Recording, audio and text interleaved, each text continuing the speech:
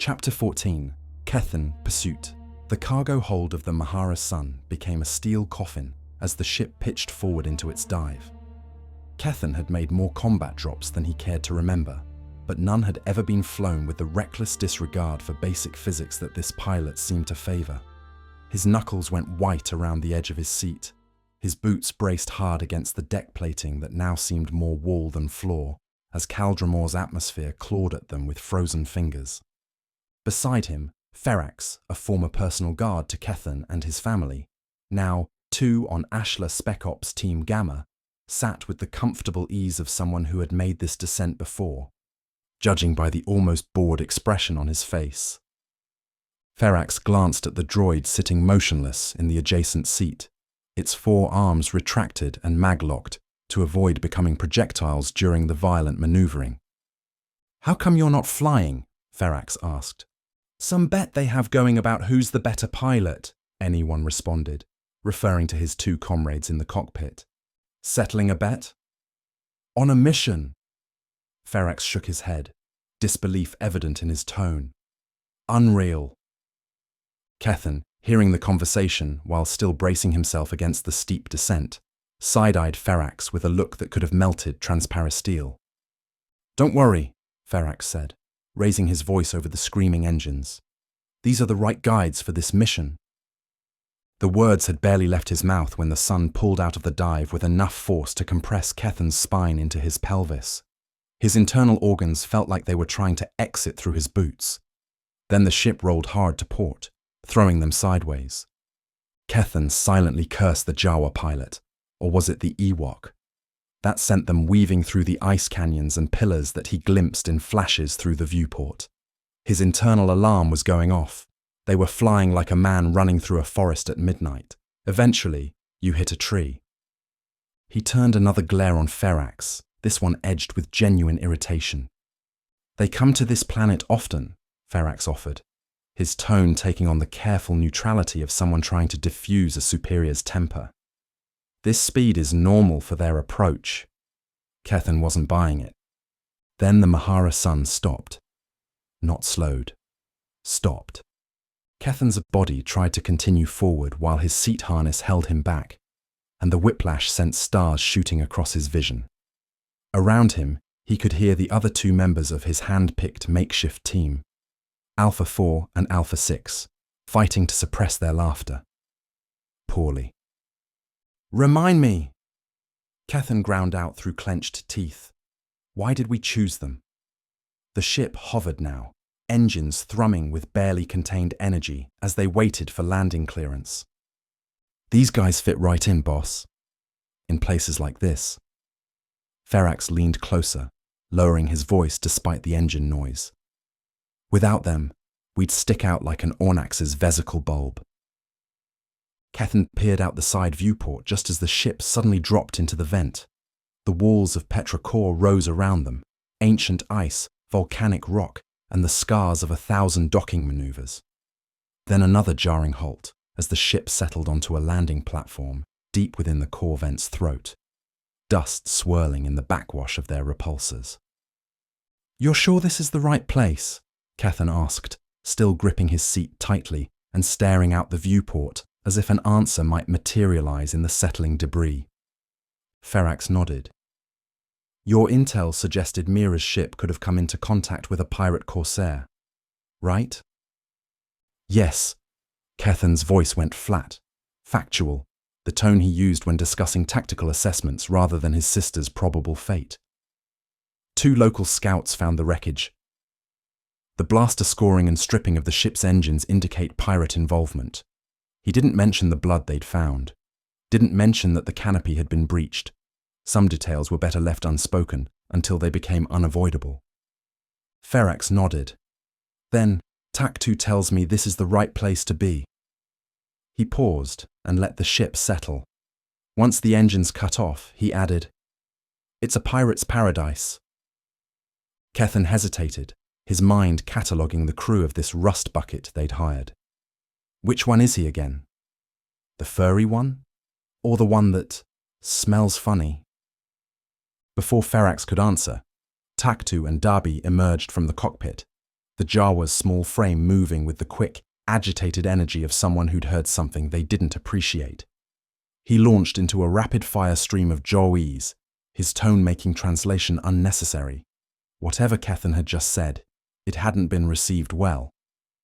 Okay, Ferax said, hands raised in placation. He didn't mean it. And if he did, he's sorry. Yes, I apologize, Kethan added, slowly and deliberately, as if speaking to a child. Taktu went silent, his glowing eyes, barely visible within the shadow of his hood, fixed on Ferax, then shifted to Kethan.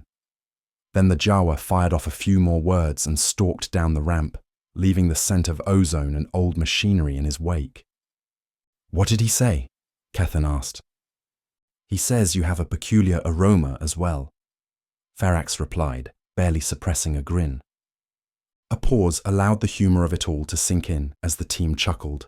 Ferax added, he said to follow him. He will do the talking. Kethan nodded, filing away the lesson about assumptions and who might be listening. NE1 remained aboard, sealing the ramp behind them with a pneumatic hiss that sent frozen vapor curling into Petrichor's frigid air. The team melted into the crowd flowing through the landing platform, following in the wake of Taktu and Dabi. Beside Ferax from Gamma Team, Kethan had handpicked 2 others for this covert operation. Goro, Alpha 6, was a weapons and explosives specialist who moved through hostile territory the way other people walked through gardens. Quiet, deliberate, deadly when circumstances required it. His personnel file read like a technical manual for things that went boom, but what made him truly valuable was his ability to work independently behind enemy lines for extended periods, without support or extraction. Sash, Alpha 4, had graduated top of her class in marksmanship, and her service record showed why. A high achiever with a never-say-die attitude that had seen her through situations where lesser soldiers would have broken. She could put a blaster bolt through a credit chip at 500 meters in a crosswind, and had the commendations to prove it. More importantly, she possessed a wicked, sharp wit, smart as a vibroblade, and twice as cutting when the situation called for it. That kind of quick thinking had saved her squad more than once when careful planning met chaotic reality. With the experience both operators brought to the table, combined with Kethan's personal familiarity and trust in Ferax, he knew they'd mesh under his command without the friction that sometimes plagued mixed-unit operations. Dressed in the worn leather and mismatched armor of common bounty hunters and mercenaries, the kind of gear that told a story of hard living and harder choices, the team flanked the pair of diminutive bounty hunters like personal bodyguards. To any observer, they looked like hired muscle-protecting valuable assets. Taktu and Dabi navigated the maze of Petrichor's main cavern with the familiarity of repeat customers. The massive space stretched before them, the ceiling lost in shadows that even the flickering torches and harsh industrial lamps couldn't quite dispel. The walls were a mix of smooth volcanic glass where ancient lava had cooled around massive air pockets and rough-hewn passages where desperate miners had carved their own fortunes before industrious entrepreneurs converted those same tunnels into shops, storage facilities, and alcoves to ply whatever trade the market would bear. The main thoroughfare teemed with the galaxy's cast-offs and opportunists. Makeshift stalls lined both sides of the cavern, their proprietors hawking everything from salvaged ship parts to questionable pharmaceuticals. Deeper alcoves had been claimed by more permanent establishments, armories, brothels, and cantinas that catered to those who lived in the spaces between laws. What passed for peacekeepers in Petrichor were few and far between. Rare sightings unless some major commotion erupted or sufficient bribes changed hands. Hard-eyed men and women who wore mismatched armor and carried the kind of weapons that suggested they enforced order through superior firepower, rather than any particular devotion to justice. Taktu and Dabi finally ducked into one of the larger side caverns, where a cantina had sprawled across what had once been a natural amphitheater of stone. Tables and chairs occupied every level surface, while a bar of welded durasteel and salvaged ship plating dominated one wall. Behind it, bottles of every color and dubious origin lined shelves carved directly into the volcanic rock. The two bounty hunters approached a massive human seated at a corner table, a mountain of a man whose bulk made the reinforced chair beneath him look like a child's toy. His scarred face and the array of weapons visible on his person suggested he'd survived a great deal that should have killed him. Taktu and Dabi sat down without invitation and immediately ordered food and drink, settling into what looked like familiar business. "Sash," Kethan whispered into his comms, positioning himself near the cavern's entrance. "You have Overwatch." "Copy that," Sash responded, her voice already distant as she melted into the crowd flowing through the main thoroughfare. Within seconds, Kethan had lost visual on her, which meant she was doing her job. 1,000 possibilities about Mira's fate churned through his mind, each darker than the last. He forced them down, drawing on the force to center himself on the present moment. Emotions were a liability he couldn't afford right now. "Ferax." "Goro," Kethan continued. "Stick close to our straps. I'll take up a position at the bar." The team settled into their roles with smooth coordination. Though they came from different special operations teams within the Ashla forces, they fell into familiar rhythms easily enough, the universal language of operators who understood tactical fundamentals and trusted their training. Kethan claimed a stall at the bar that gave him clear lines of sight to both Taktu's table and the main entrance. He ordered something local, a drink that arrived in a glass that hadn't been properly cleaned in what looked like months, and made the appearance of nursing it while his eyes swept the crowd for any clues, signs, or indication of what might have happened to Mira and Juls. At the corner table, Taktu seemed engaged in an animated discussion with the mountain of a man, his small hands gesturing with the kind of emphatic energy that suggested either anger or negotiation. Then again, Jawas always seemed agitated. It was part of their charm, if you could call it that. The minutes passed as the bounty hunters ate, drank, and laughed together. The mountain of a man seemed to relax as the conversation continued, his initial wariness giving way to something approaching camaraderie, or at least the mercenary version of it. Kethan checked his chronometer. Nearly an hour had passed since they'd sat down. Kethan prided himself on tactical patience.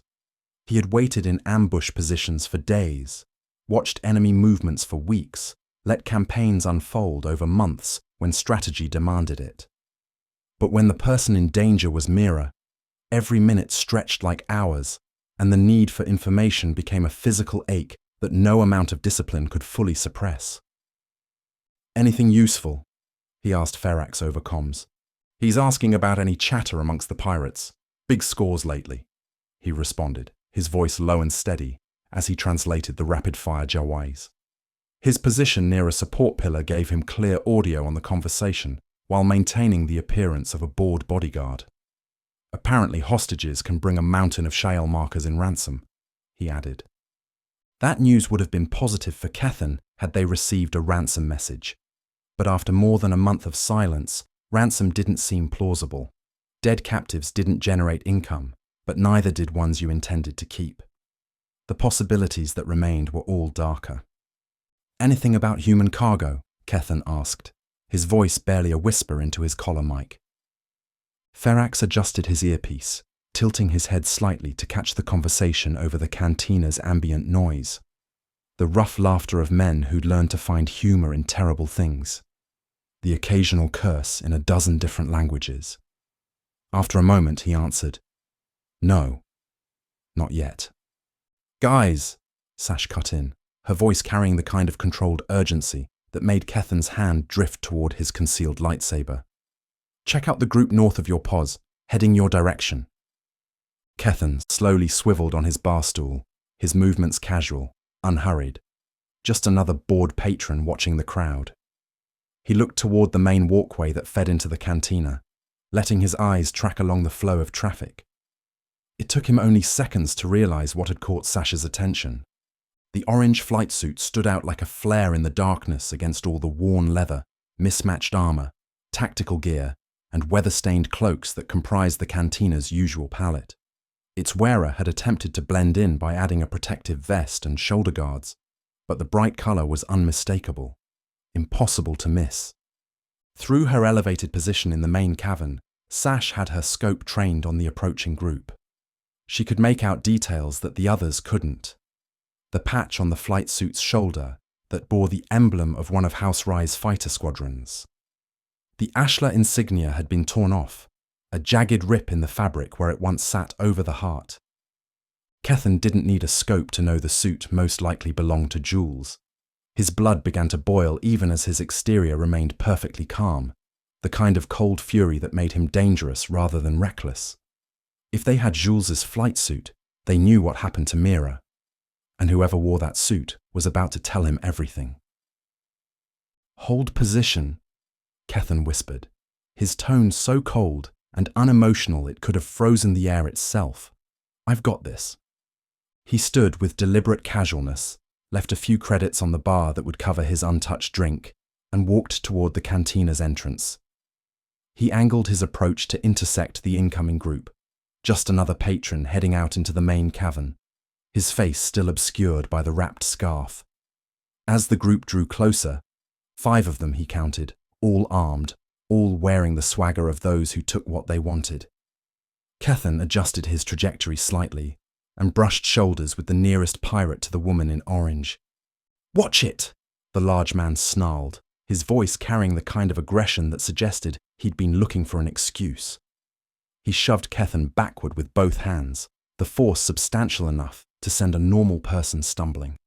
Kethan allowed the momentum to carry him backward, letting physics do the work as he collided with the woman in the orange flight suit. Spinning to face her, he raised his hands in apologetic gesture. "Sorry, ma'am." Up close, there was no doubt. This was Jules' flight suit. He could see the slight discoloration where her rank insignia had been, the custom stitching around the collar that she'd added herself. The woman wearing it was human, hard-faced, with the kind of scars that came from close-quarters violence and the cold eyes of someone who'd stopped caring about consequences long ago.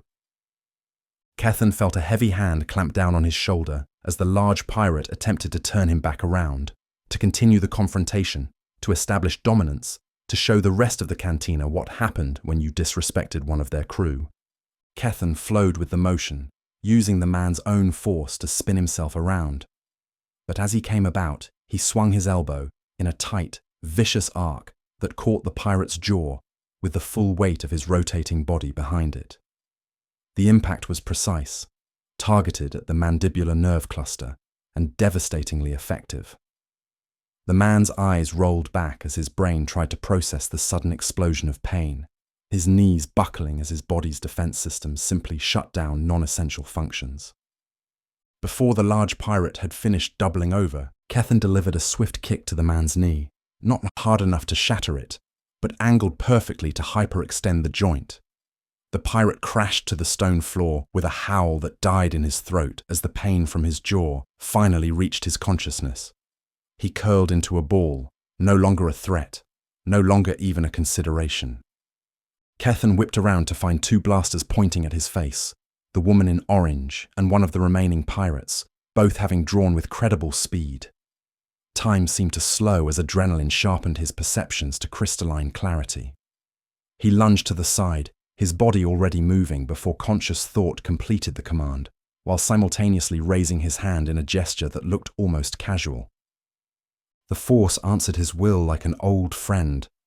The blasters tore from their wielders' grips as if yanked by invisible chains, spinning through the air to clatter against the far wall of the cantina, well out of reach. The male pirate recovered first, swinging a wild haymaker that telegraphed its trajectory so clearly that Kethan almost felt insulted.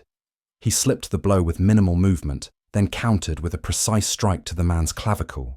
Not enough to break it, but enough to send lightning through his nervous system and temporarily paralyze his arm. Before the pirate could recover, Kethan's other hand shot out, palm forward, and the force erupted from him like a physical wave. The man flew backward as if hit by a speeder, his body ragdolling through the air for several meters, before crashing into a stack of shipping containers near another trader's alcove. The containers toppled with a sound like thunder, and the pirate didn't get up. The remaining members of the pirate crew started to close in on Kethan when 2 blaster bolts landed one after another at their feet, warnings courtesy of Sash that Kethan wasn't alone. The cantina had gone quiet, that particular silence that descends when violence has been sudden, brutal, and definitively one-sided.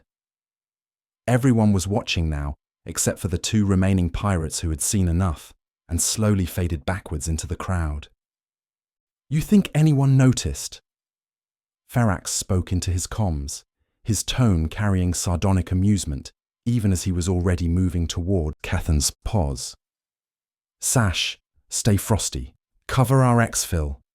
Kethan had the woman in orange gripped tightly by her upper arm, his hand clamped around the bicep with enough force to restrict blood flow, the kind of hold that promised escalating pain if she resisted.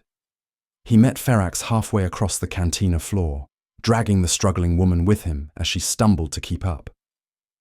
"Boss?" Ferax asked, his eyes already scanning the room for additional threats.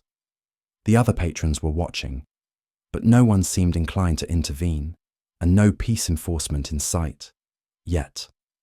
"We're out of here," Kethan said, his voice carrying absolute finality. "Goro, get the straps back to the ship. ASAP." "Roger that," Goro's voice came back immediately, followed by the sound of his boots already moving toward Taktu and Dabi's position. After a beat, Goro's voice came over comms again. "Boss, they're not in agreement with that. They said they're close to getting some useful intel." "Sure," Kethan replied, his tone dripping with skeptical arrogance. "I've got a lead in my hands." Sash's voice came over comms. "Heads up, peacekeepers heading this way. At least 2. Kethan gave Ferax a look, and Ferax jumped on comms. He muttered a few words that Kethan assumed was Jawese, or at least the language that both bounty hunters understood. "Okay, that did the trick. We're on the move," Goro replied a few seconds later. By the time the rest of the group arrived and entered the Mahara Sun, Kethan was already interrogating the pirate in orange. It was immediately clear that those who had witnessed the interrogation so far were uncomfortable. As they boarded, even Taktu and Dabi felt uneasy and quickly made their way to the cockpit after whispering something to Ferax. Kethan had felt this divide only once before, the day his father died. 2 sides warring within him, light and dark, with no middle ground. One half burned for vengeance, the other fought to contain it. Both struggled to prevent the civil war brewing beneath his skin from breaking through to the surface. Sash, who arrived last, was surprised to see the woman being held, pressed in place against the cargo wall by the force. Kethan, arm outstretched, seemed to be pressing, applying pressure both physically and with the force on the woman with increasing intensity. The worst part wasn't the violence. They'd all seen worse in combat. The worst part was Kethan's face, blank, emotionless. The expression of someone who had stopped seeing a person and started seeing only an obstacle to information he needed. Sash looked at Ferax and Goro, whose eyes returned the same look of confusion and concern. This wasn't interrogation technique. This was something darker, something that looked disturbingly like the methods they'd heard the Bogan employed. The line between justice and vengeance was thin, and Kethan was dancing on it like a man who'd forgotten which side he belonged on. As the door behind Sash closed with a heavy clang, Kethan's focus seemed to break. He turned around to see the last of the team on board, and the woman dropped to the deck like a puppet with cut strings, gasping and retching as air flooded back into her lungs. "Tell them to take off," Kethan said to no one in particular. The delayed response and continued stares caught him off guard. "What?" Ferax approached, his movements careful, deliberate. The way you approached someone standing too close to a cliff's edge. "Boss, can we talk?" "Talk." "You okay?" Ferax asked with honest concern. "Yes," Kethan said with a bite of irritation that suggested he knew exactly what Ferax was implying, and didn't appreciate it. Ferax didn't respond with words, but rather a look that told Kethan he was taking things in a direction that could turn very bad. The kind of look that said, "I've followed you into hell, but I won't follow you into becoming what we're fighting against." Kethan softened, looking at the woman pressed up against the cargo hold wall, still defiant despite nearly being choked to death, then looking back at his trusted friend. The anger drained from his face, replaced by something worse, the hollow exhaustion of someone who realized he'd been about to become the very thing he fought against. "Maybe you should question her," Kethan suggested as he released the woman from his force grasp completely. The woman exhaled, then took in a deep, unfettered breath, her hand going to her throat where bruises were already beginning to bloom. "Will do, boss." Ferax paused, then added quietly, "And by the way, Taktu has some information regarding Mira." The words brought Kethan back into sharp focus, pulling him from whatever dark place he'd been descending into. He nodded once and left the interrogation to Ferax, making his way forward through the narrow corridor to the cockpit. NE1 was in the pilot's chair as the ship began to rise, with Taktu and Dabi in the auxiliary seats. The droid's forearms moved across the controls as if they were part of the ship itself, bringing the Mahara Sun up from the landing platform with considerably more grace than the landing had possessed. As Kethan entered, Taktu stood and handed him a data pad, muttering some Jawese and pointing adamantly at the pad's surface. His glowing eyes carried an urgency that transcended the language barrier. Kethan looked down and began reading. It was a manifest from a slaver's cargo ship, the kind of document that reduced human beings to line items and asset classifications. His eyes quickly scanned the entries, noting that the manifest labelled all the purchased slaves as males except for one, a female that Taktu had highlighted in bright yellow. The entry was sparse: human, female, age, approximately 25 to 30 standard years, combat trained, restricted merchandise. He looked up as Taktu began to speak again, in words he didn't understand, but whose meaning was crystal clear from the Jawa's emphatic gestures. Taktu moved his finger on the datapad to a location on the manifest that listed the destination of the human cargo.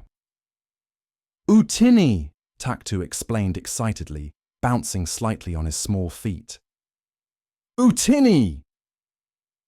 "Hoffen Prime," Kethan read in an undertone, his voice going flat as the implications hit him like a physical blow. "Slave markets, blood circles, gladiatorial arenas." The thought sent shivers down his spine and raised the hairs on the back of his neck. He again felt his anger, rage, and fear rise like a tide, threatening to pull him under. He handed the pad back to Taktu, not trusting himself to hold it any longer without crushing it.